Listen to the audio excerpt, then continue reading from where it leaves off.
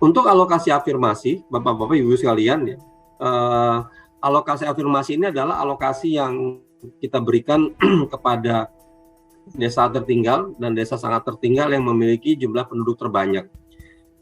Alokasi untuk porsi alokasi afirmasi itu adalah sebesar 680 miliar rupiah, atau 1% ya, 1% dari 68 triliun.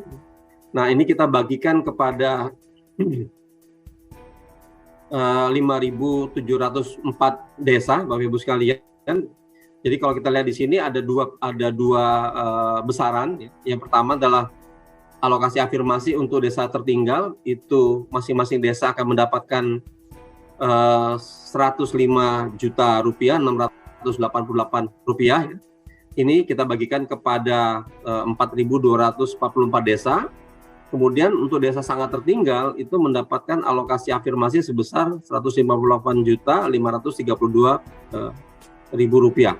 Ini kita bagikan kepada 1.460 desa yang ada di Indonesia seluruhnya.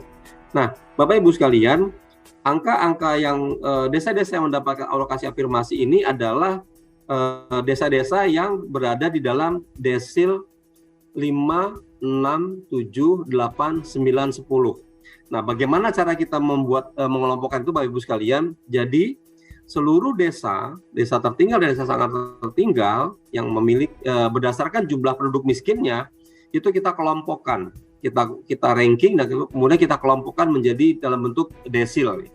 Nah, untuk yang mendapatkan alokasi afirmasi itu adalah desa-desa ya, yang berada pada desil 5, 6, 7, 8, 9, 10. Oleh karena itu kita sebut dengan desa-desa yang memiliki penduduk miskin terbanyak.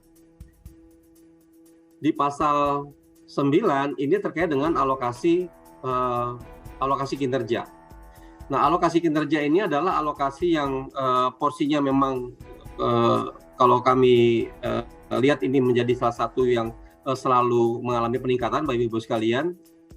Jadi alokasi kinerja di tahun 2023 porsinya sebesar 4%, itu kalau dirupiahkan angkanya sebesar 2,7 triliun. Ya. Nah, ini kita berikan kepada desa yang memiliki hasil penilaian kinerjanya terbaik. Nah, bagaimana cara kita menetapkan desa-desa yang mendapatkan alokasi kinerja, Bapak Ibu sekalian? Kami membagi berdasarkan klaster. Jadi semakin banyak desa yang jumlah desa di dalam satu kabupaten kota, maka persentase desa yang akan mendapatkan AK akan semakin kecil. Jadi sebagai ilustrasi, Bapak Ibu sekalian, ada satu klaster. Jadi ini klaster 1 ini adalah kabupaten kota yang jumlah desanya itu antara 1 sampai 51. Untuk kabupaten kota yang di klaster 1, maka jumlah desa penerima AK-nya adalah sebesar 17% dari jumlah desanya. Nah, kalau kita hitung kemarin di tahun 2023 nanti ya, untuk desa-desa yang kabupaten kota yang memiliki desa antara 1 sampai 51, itu kita tentukan ada sekitar 211 desa penerima alokasi kinerja. Kemudian klaster 2 itu adalah kabupaten kota yang memiliki desa sebanyak 52 sampai dengan 100 desa. Nah, untuk desa penerima AK-nya, maka jumlah desa yang ada di kabupaten kota di klaster 2 itu dikalikan dengan 16%. Maka secara total, secara nasional kita akan mendapatkan 1.208 desa yang menerima AK untuk desa-desa di kabupaten kota yang ada di klaster 2. Klaster 3 itu adalah kabupaten kota yang memiliki desa antara 101 sampai dengan 400. Persentasenya yang menerima AK adalah 14% dari desa yang ada di kabupaten kota pada klaster 3 itu akan mendapatkan alokasi kinerja. Jadi secara nasional kita akan mendapatkan angka 8.709 desa yang akan mendapat alokasi kinerja dari kabupaten kota yang berada di klaster 3. Begitu juga dengan yang selanjutnya untuk klaster 4, ini adalah desa kabupaten kota yang memiliki desa antara 401 sampai dengan 500. Jadi jumlah desa penerima AK-nya kita tentukan 14% dari total jumlah desa yang ada di wilayah kabupaten kota yang bersangkutan yang ada di klaster 4. Nah, kemudian untuk kabupaten kota yang memiliki desa lebih dari 500, total desa yang akan menerima AK di masing-masing kabupaten kota yang ada di klaster 5 adalah sebesar 13%-nya. Maka secara total Bapak Ibu sekalian, dana desa yang mendapatkan alokasi kinerja di tahun 2023 itu adalah sebanyak 11.239 desa.